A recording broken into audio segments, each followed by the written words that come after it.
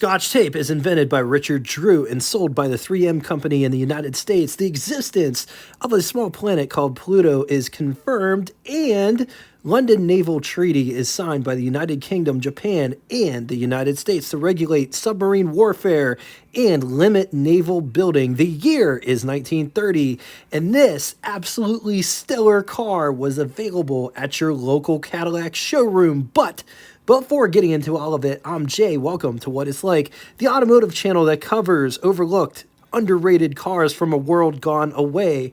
History, specs, design. Most importantly, we show what these cars are like. Post between 4 and 5 episodes a week with engine episodes on Wednesday. If you're new to the channel, this is our 454th episode. So if you dig this video, there are 453 videos just like this one. Subscribe and hit the bell icon next to it to never miss a video. 1930 Cadillac model lineup was broken down into two series on two wheelbase offerings. The Series 353, which was powered by a V8 and rides a wheelbase of 140 inches, and the Series 452, which was powered by a V16 and riding a longer wheelbase of 148 inches. Cadillac only offered the Series 353 in 1930, and it was named after the engine displacement. Cadillac would offer a V12, but not until 1931 model year, which would bridge the gap between the V8 and the V16, which comes with some conflicting information because most sources say the Cadillac V12 wasn't introduced until the 1931 model year. There are some other sources saying that it was introduced in 1929 for the 1930 model year. The early Cadillac V8 engine suffered from vibration issues, the same issues four cylinders had in standard operating ranges. In open cars, it wasn't such an issue, but with the buying public, they wanted more and more closed cab cars. The vibration could be felt through the cabin. To combat this, Charles Kettering and his team were tasked in getting rid of the vibrations. Their solution was a four-plane crankshaft, which was placed on opposing piston pairs at 90-degree intervals, balancing the engine as 4 V-twins as opposed to 2 inline 4s. The solution worked, and it made these engines balanced with whisper-quiet performance. Other improvements included but not limited to Delco double-acting shock absorbers, improved brakes, synchro mesh 3-speed manual transmission. The Series 353 could also be had in a plethora of different body options, body by Fisher, Fleetwood, or a coach builder of your choice. Let's talk specs. 210.6 inches long. It rides a wheelbase of 140 inches. It weighs 4,955 pounds. Price $3,295, which is equivalent to you spending $60,852.34 in the year 2024. Total 1930 Cadillac production was 13,892 units, of which total Series 353, aka V8 model, was 11,505. That means that only 2,387 were V16 variety. Moving on to engine, only one engine on offer, 353 cubic inch displacement flathead V8, 5.8 liters. It's good for 96 horsepower at 3,000 RPM with an estimated 170 pound-feet or 231 Newton meters at around 1,500 RPM, which is an estimate. Bore of 3.4 inches and a stroke of 4.9 inches. Compression is 5.3 to 1. 3 main bearings, aluminum cylinder head, 3-speed synchro mesh transmission. This absolutely stellar Cadillac was recently sold at Classic Auto Mall, Morgantown, Pennsylvania, but they still have over 1,000 cars for sale when recording this episode. Anybody can go peruse their inventory, whether that be online or in person, and it's definitely worth the pilgrimage to go there in person. There is stuff there that you've only read about and never seen in person. For hours of operation, directions, be sure to click the link below after this show. Let's talk styling on this gorgeous car. There is a bead that goes around the fenders. The fenders are connected onto the frame here. You can also see the leaf springs down here, which also connect to the end of the frame. Bumpers, pretty basic. 2 bars connected by this brace bar here. This one has aftermarket turn signals. Just look at how this bumper is connected to the car. This one has fog lights and or accessory lights, as well as another bar here that you could put an advertisement piece on or a license plate, vanity plate. The headlights are absolutely massive. Here is my hand for reference. The hand is 7.5 inches long. Also notice the Cadillac shield in that headlight bucket. So see how it comes back. Also has accessory fender lights, marker lights. But just look at this front end. It looks like it means business.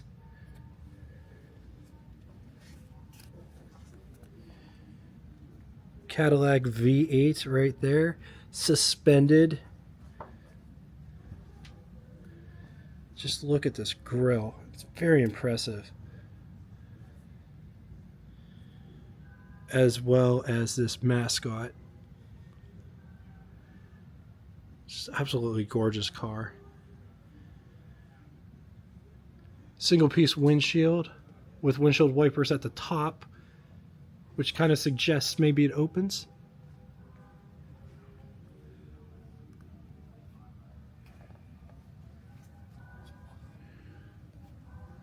Beautiful spoke wheels. This car is on bias ply tires of 7.5-19. It's a pretty big wheel.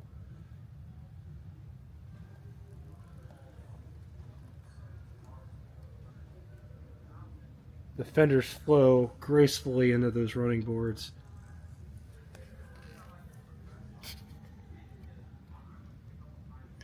Louvers are super tight together.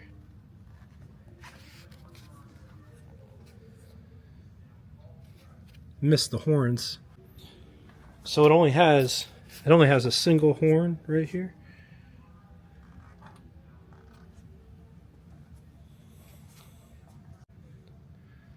So just check out the pinstriping.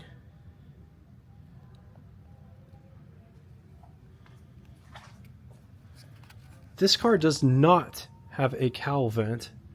The windshield wipers are different in the sense that it doesn't look like they wipe like this. It looks like they move back and forth. Looks like it's on a track system.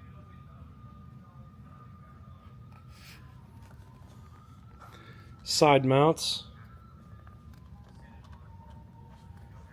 which have the side mirrors attached to them. This one has an accessory spotlight, as well as another mirror up here. Wing windows. But notice, I never saw a wing window like this. It has beveled glass. It's beveled here at the edge, and it's curved. This car does have drip rails that run the length of the car.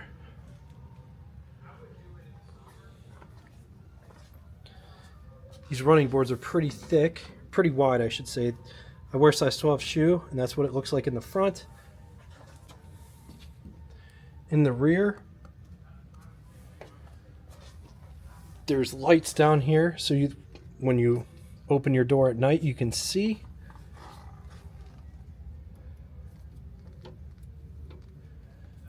There's storage in here, but it's locked.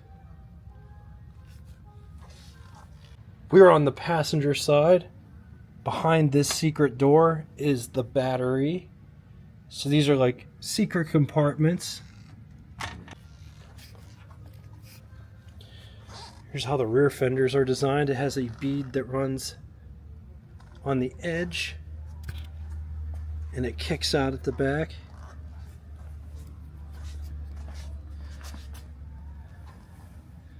Brake lights. Bumpers mimic the front bumpers. They put some aftermarket lights back here, but they're tastefully done.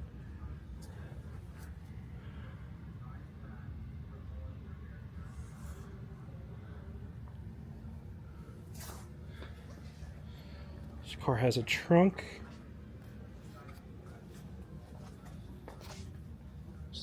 Gas fillers on the passenger side. While we're back here, we might as well get in the trunk. Just release this one and release this one. Oh man, look at that. This is what I mean. Do you get luggage with a new car? No. Oh, this is awesome. So get these luggage cases in your trunk, and then you can take the suitcases out when you get to your destination with all your clothes in them.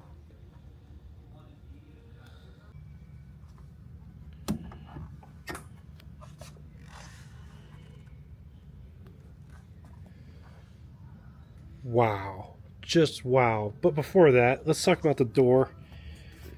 Look at how it curves at the bottom here. Notice it's thicker at the top than it is at the bottom. Also, look at how thick it is here. This is a really nice feeling material. It almost feels like felt, but it feels richer than felt. Yes, feels richer than felt.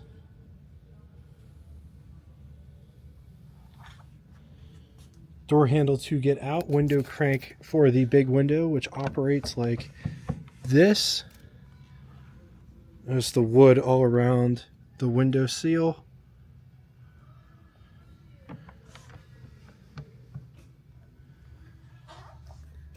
Coming down inside the pedal box down here, there are footwell vents. This car doesn't have a cowl vent, but it has the footwell vents, which are just as good. Clutch, brake, gas pedal, starter button up there. Just take a look at this awesome interior. Let's talk about the seat. The bench is rather wide, but it doesn't matter. This is one of the most comfortable driver's seats that I've ever sat in. It feels like I'm sitting on the nicest love seat in somebody's house. It's just so comfortable. This car would probably be one hell of a car to drive. Here is what over the hood looks like. Here is what first person over the hood looks like. I was in a 32 Packard earlier today. This car is there's so much more room in this car. Look at how much space you have underneath the steering wheel. But the steering wheel is pretty, it's got a pretty big beefy profile to it. It's a lot fatter than a lot of steering wheels from this time period. On to the button switches and knobs, starting on the left and moving right. Spotlight with toggle switch at the end for the light. I think these are the switches for the lights, headlights, fog lights, marker lights, spark control, oil pressure, gasoline gauge, speedometer with odometer and trip, clock, heat, key, coolant temperature, amp meter, tropic air heater.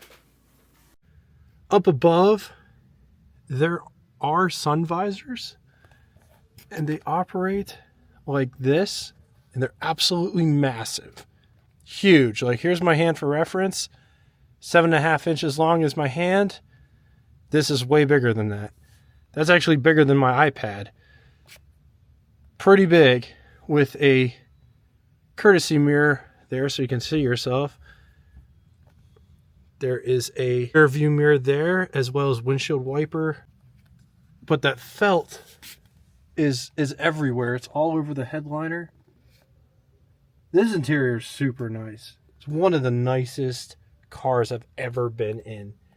Ever. The wood, it's just gorgeous. And the pinstriping, absolutely gorgeous in here.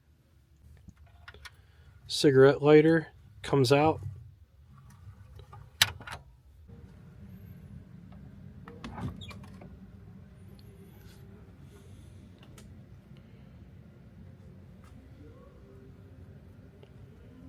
So the rear door hinges opposite or suicide to cabinet doors. This is the this right here is the door lock, unlock. Door handle to get out, window crank for the big window, which operates like this. And it goes about halfway down.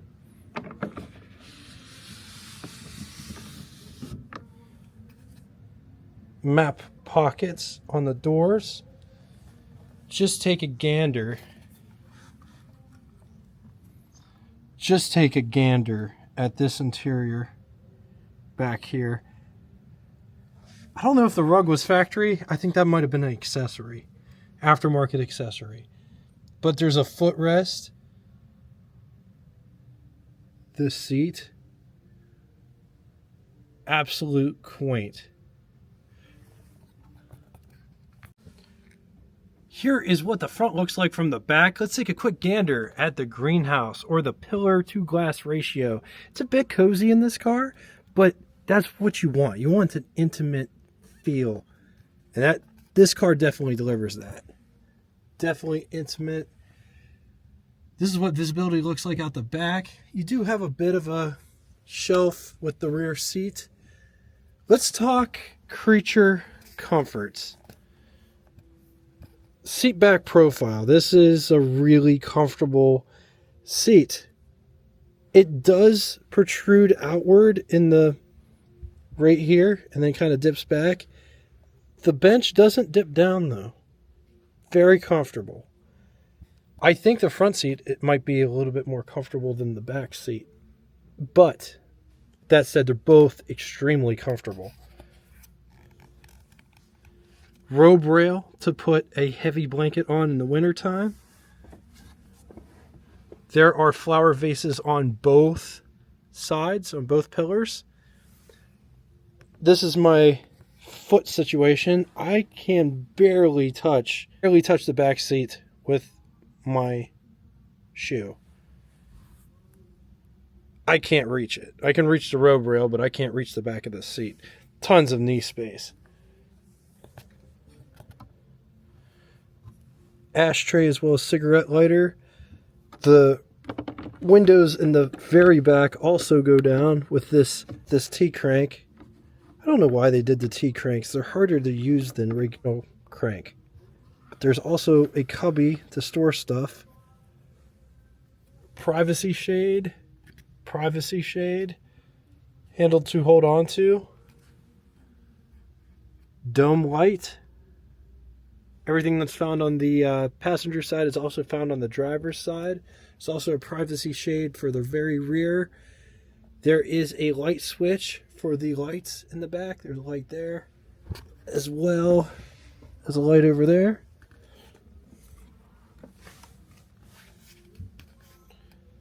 This also has a center armrest.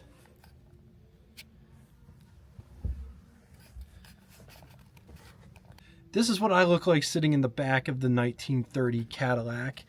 I got tons of headspace. And yes, you could wear a hat, and that's what that's all about. But man, this car is so nice. It's a pity it's sold. Taking a quick gander under the hood, dash light on firewall. What I dig the most about this engine compartment is it's very open. No plastic covers, no BS packaging, very clean engine bay. Spark plug wires are even in the tube, which helps keep the engine. Notice the exhaust runs on top instead of underneath. I wonder if this engine experienced any vapor lock issues as a result. Looks to be a single downdraft carburetor in the center, generator which looks to be chain driven or gear driven, single belt system. Also notice how thick that belt is. Distributor is mounted in the front. On the positive side, absolutely epic car, both inside and out. Great interior. Seats were super plushy, and I shit you not, this is one of the best, if not the best interior of any car from any time period that I've ever been in. Sitting in this car will make you realize sports seats are overrated. This car has class, sophistication, and presence that nothing on sale has now. Built solid and built to last. CCCA classic status. The 353 V8 is said to be one of the best V8 power plants of the classic era. Against it, not much at all. It's a pity that this car doesn't belong to me. But in all seriousness, these can be expensive to buy. Open models are on the high end of the spectrum to almost being unaffordable or even unobtainable for a lot of people. All right, now it's time for Would You Rather. And these are not fair, but which one would you rather have? 1930 Lincoln Model L or 1930 Pierce Arrow Model A or 1930 Cadillac Series 353 or 1930 Auburn 8125. I'm going to leave this here for a minute. If you need more time, feel free, pause the video. On to the second scenario, 1930 Packard Custom 8 or 1930 Cadillac Series 353 or 1930 Franklin Series 147 or 1930 Cord L29. Once again, gonna leave this here for a minute. If you need more time, feel free, pause the video. Now it's time for Name That Tune. First person to get both the name of the band and the song title correctly in the comment section will have their comment pinned to the top of it. Thank you all so much for coming out and watching this. If you'd like to get in touch with me, shoot me a comment in the comment section below or shoot me an email. Be linked in the description below. If it's not in the description, it's definitely on the homepage. Just know I appreciate everything that you guys bring in the comment section. I dig the stories. I dig everything that you guys share as far as information goes. Until next time, toodaloo!